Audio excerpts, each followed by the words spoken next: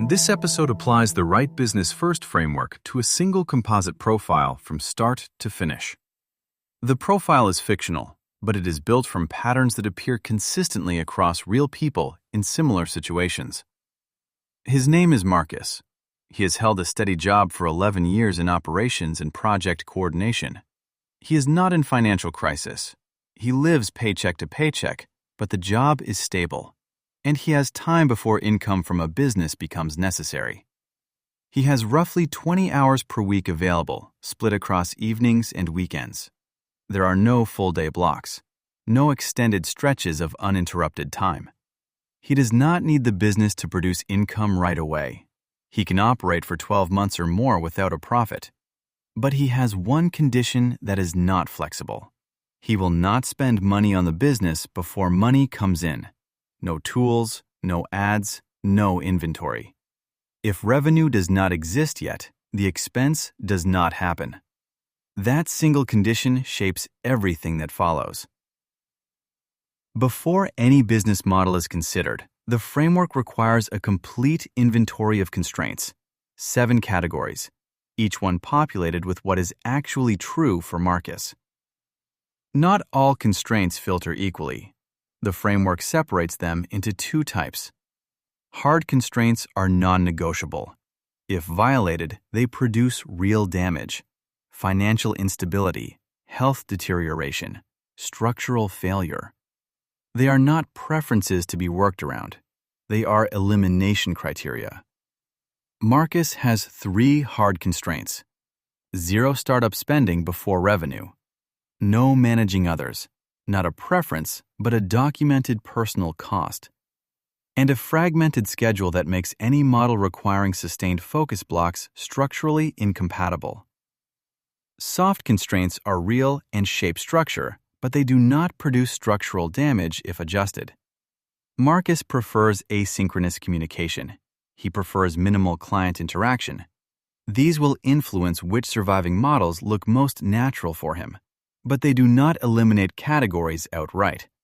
Hard constraints filter, soft constraints shape.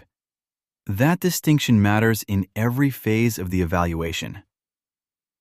Leverage zones are the areas where Marcus already has repeatable, demonstrated capability.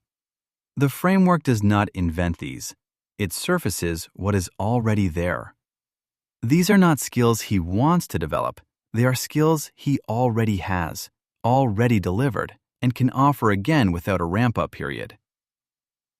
With constraints defined and leverage zones mapped, the framework moves into Phase 2, Discovery.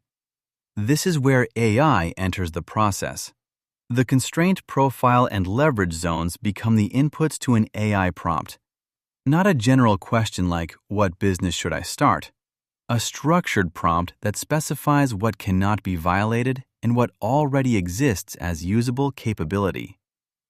The AI generates architecture candidates, business model structures designed to operate within the stated constraints. The output is typically 3 to 7 candidates. Each one is a structural description of how the model would work, what it would require, and how it would generate revenue.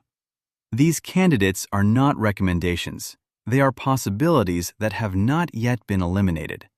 Phase 3 does the elimination. For Marcus, the AI prompt produced candidates in 3 structural categories, which we will return to after the elimination pass. This is where most of the work happens. The hard constraints are applied sequentially. Any model that violates a hard constraint is removed, not penalized, removed. Starting with the capital constraint, 0 startup spending before revenue exists. This one eliminates entire categories immediately. The capital constraint removed 4 major categories without ever looking at skills or schedule. The schedule constraint applies next. 20 hours per week, fragmented into evenings and weekend windows. No sustained blocks.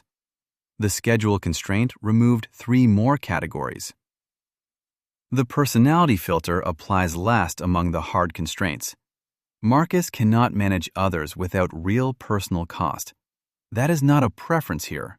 It is a constraint. After the elimination pass, 3 structural categories remain. These are the candidates the AI generated that made it through every filter. Each of these survives because it respects every hard constraint.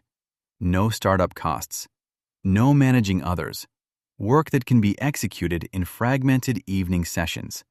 And all 3 draw directly from 11 years of existing leverage. 3 things happen in this evaluation that are worth naming directly. First, the capital constraint. It eliminated entire model categories before schedule or personality were ever considered. One hard constraint, applied honestly, removed more options than any other single factor. Second, the surviving models are not the most visible or exciting options. They did not come from a list of trending business ideas. They came from what was left after everything structurally incompatible was removed. Third, Marcus did not need to find the best business. He needed to find the businesses that could survive contact with his actual life. Those are not always the same thing. The framework does not identify the most promising option. It identifies the most honest one. What you do with that is Phase 4. The full framework, including the constraint inventory, the right business filter, and the AI prompt templates, is available free at therightbusinessfirst.com. If you want to run your own profile through the same process, that is the place to start.